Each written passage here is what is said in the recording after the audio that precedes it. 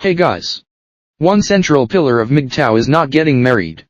So whenever I get into an argument with a woman, it's actually fun because at the end, she is agreeing with me on why men shouldn't get married. This video is something similar. This girl named Val phones into the Tom Leykis show and gets a thrashing. Check it out. Val on the Tom Leykis show. Hello. Hi, Tom. How are you? Great. I've been waiting to talk to you for quite some time because some of the things you say just make me crazy. Such as? When you objectify women. How so? When you say pump them and dump them. Pump them and dump them. What I don't understand is why you do not encourage men and women to find something sacred between each other other than just sex. Dear, whatever women are looking to find with men, when men meet women, that is what we want, sex.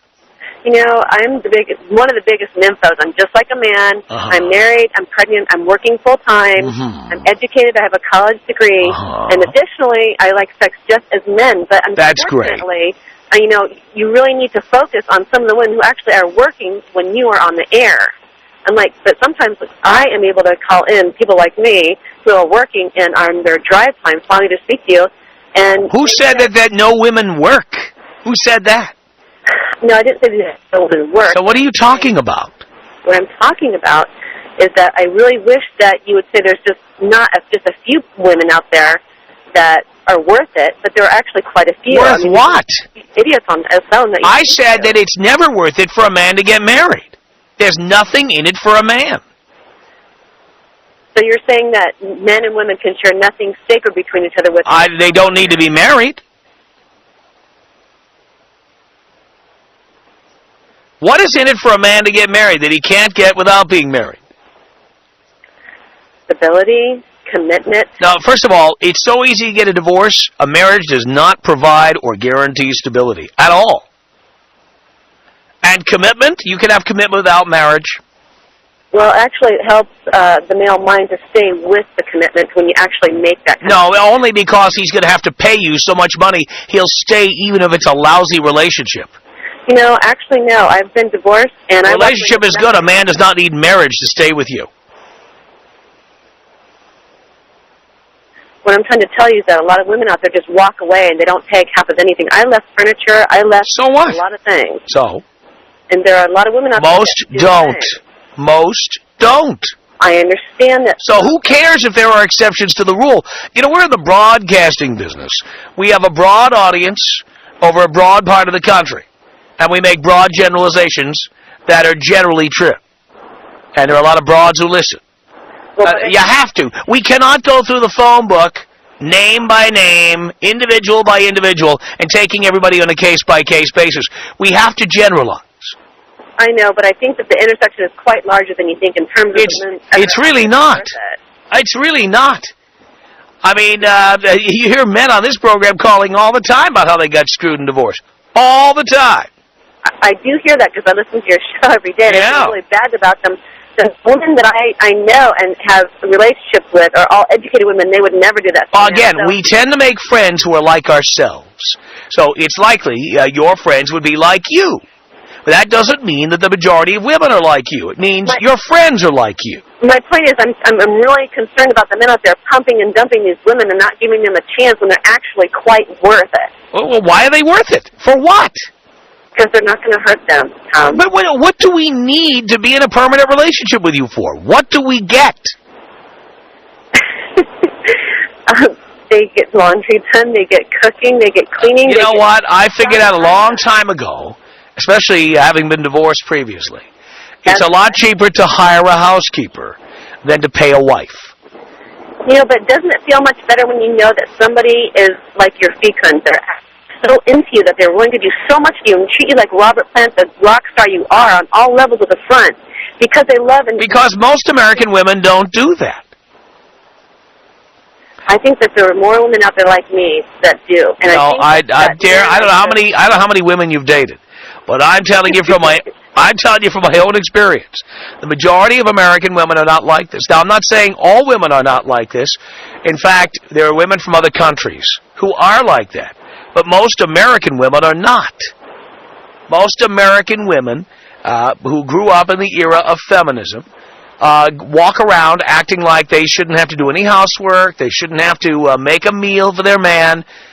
They say, you've got 2 hands, do it yourself. That's what they say.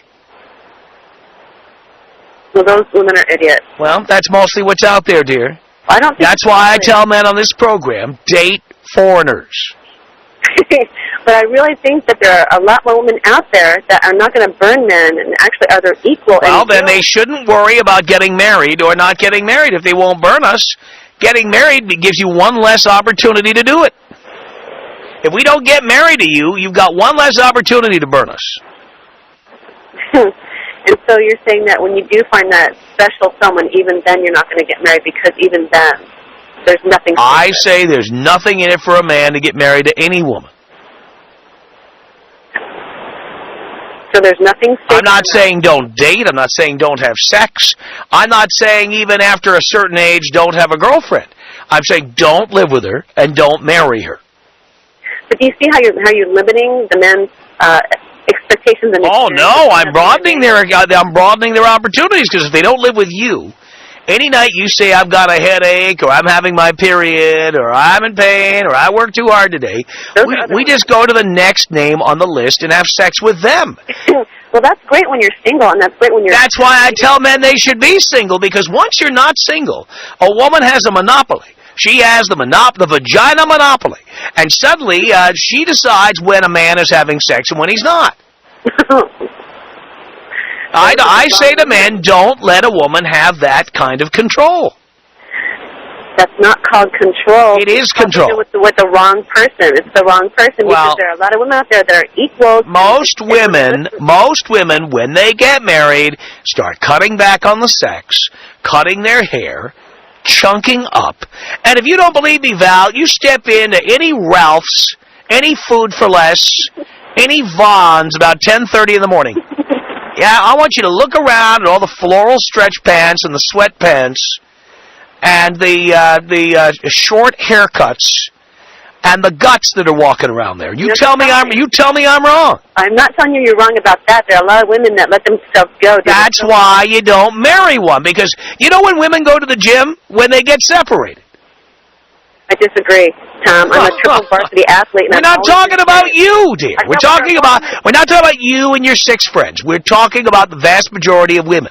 Do you know how many women participate in sports nationwide and who are intelligent and actually have so much depth and so much... most men do not care how intelligent you are. In fact, I don't know if you read the recent study, and we read it on the air, and all the statistics that went with it, that for every 10 points of IQ a woman has, her odds of getting married go down 16%.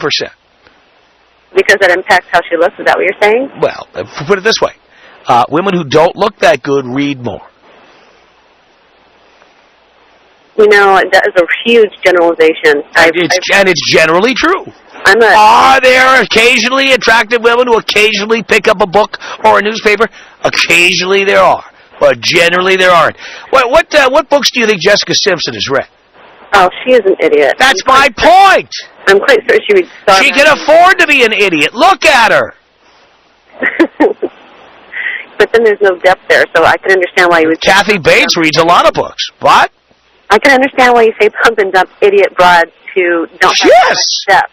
I can understand that, but what I'm trying to tell you is that there's a broader spectrum of women out there that I think that men are running so fast by because they're so concerned about pumping and dumping. Because we want to get laid. We want hot chicks. We want them hotter and younger. That's what we want. You can get that, Tom, but you don't have to pump and dump them to get them. Yeah, actually, pumping and dumping is what you want to do. Because the minute they start falling in love, they start leaving their toothbrush on your sink, suddenly they're laying claim to your place. And then they're laying claim to your bank account. That's what happens.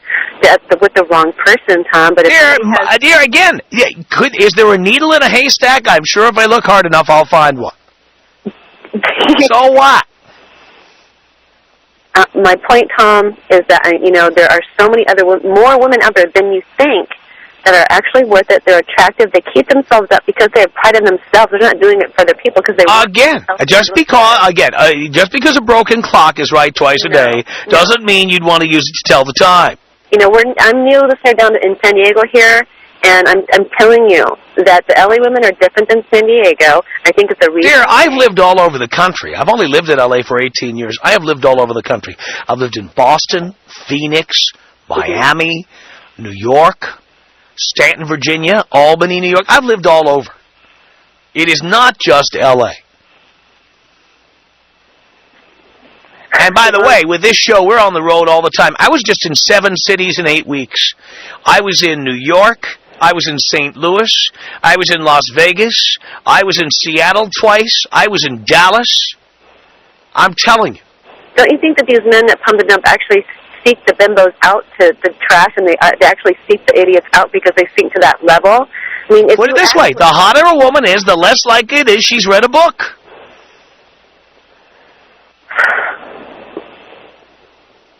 I cannot agree with that. Well, I know you don't want to agree with it, but dear, I've had conversations with the hottest chicks in the world. The hotter they are, the less they read, the less they need to read. The celebrity circle, I can understand that. I'm not talking about celebrities.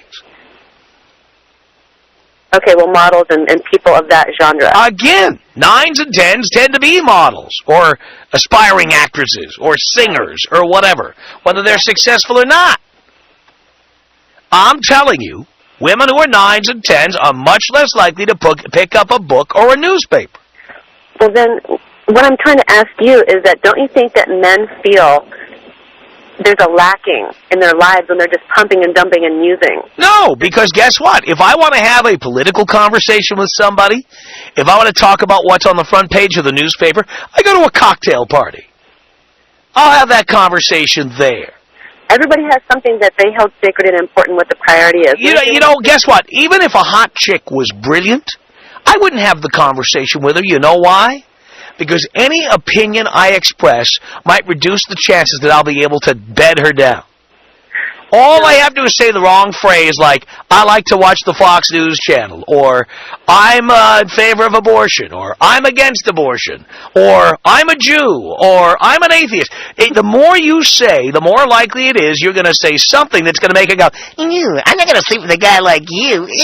So you want to say as little as possible to a woman like that. You know what, Tom? I think that, I just had an epiphany. I think that you're a brilliant pre-qualifier of trying to find your soulmate.